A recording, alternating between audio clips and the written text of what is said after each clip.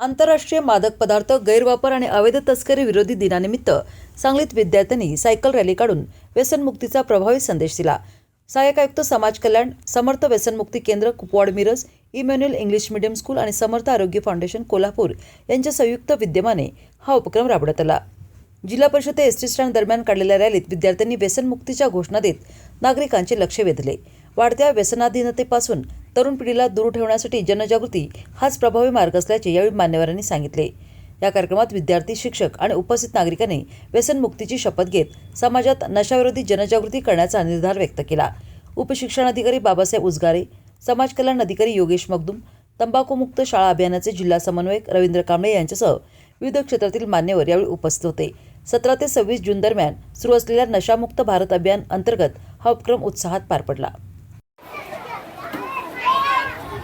नमस्कार, मी रवी, मी तंबाखूमुक्त शाळेच्या जिल्हा समन्वयक या ठिकाणी काम करत आहे आणि समर्थ व्यसनमुक्ती केंद्र, त्याच पद्धतीनं इमॅन्युअल इंग्लिश मीडियम स्कूल, त्याच पद्धतीनं समर्थ फाउंडेशन कोल्हापूर यांच्या संयुक्त विद्यमाने आज या ठिकाणी 26 जून जागतिक अंमली पदार्थ विरोधी दिनानिमित्त या ठिकाणी सप्ताह सुरू आहे आणि त्याचेच या ठिकाणी औचित्य साधून आज या ठिकाणी शाळेमध्ये विद्यार्थ्यांच्या मार्फत या ठिकाणी सायकल रॅलीचे नशामुक्त भारत अभियान अंतर्गत रॅलीचे नियोजन करून आज या ठिकाणी इमॅन्युअल इंग्लिश स्कूल ते या ठिकाणी महानगरपालिका ते बसस्टँडपासून सिव्हिल चौक आणि परत या ठिकाणी असे जिथं या ठिकाणी लोकांना जनजागृती नशामुक्तीवरती जनजागृती करता येईल त्या ठिकाणी आपण या ठिकाणी सायकल रॅलीचे या ठिकाणी नियोजन करण्यात आलेलं आहे।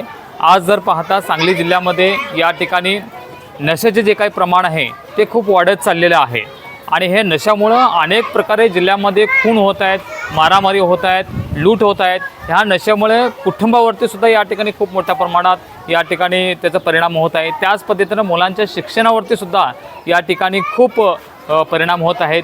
निश्चितच या ठिकाणी आमचा एकच हेतू आहे की आज जसं आपण या ठिकाणी नशामुक्त भारत अभियान अंतर्गत या ठिकाणी एक जिल्ह्यामध्ये या ठिकाणी नशामुक्ती अभियानावरती एक आळ बसावं आणि लोकांमध्ये जास्तीत जास्त जनजागृती व्हावं, त्या दृष्टिकोनातून आम्ही हे नशामुक्ती अभियानावरती या ठिकाणी हे अभियान हाती घेतलेलं आहे।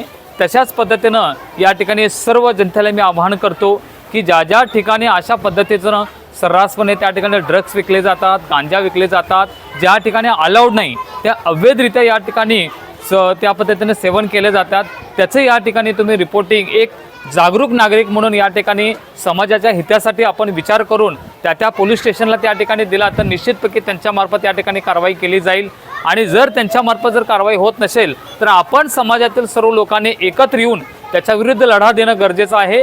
कारण आपल्याला आजच्या युगामध्ये जे काही तरुण पिढी हे अनेक व्यसनाधींच्या आहारी जाऊन आपलं अनमोल जीवन उद्ध्वस्त करून घेत आहेत, त्या तरुण पिढीला आपल्याला वाचवायचं आहे आणि ह्या दृष्टिकोनातून आपण सर्वांनी एकत्र येऊन या नशामुक्ती अभियानावरती एक जिल्ह्यामध्ये एक आक्रमक आणि चांगल्या पद्धतीने या ठिकाणी काम करण्याचं गरजेचं आहे।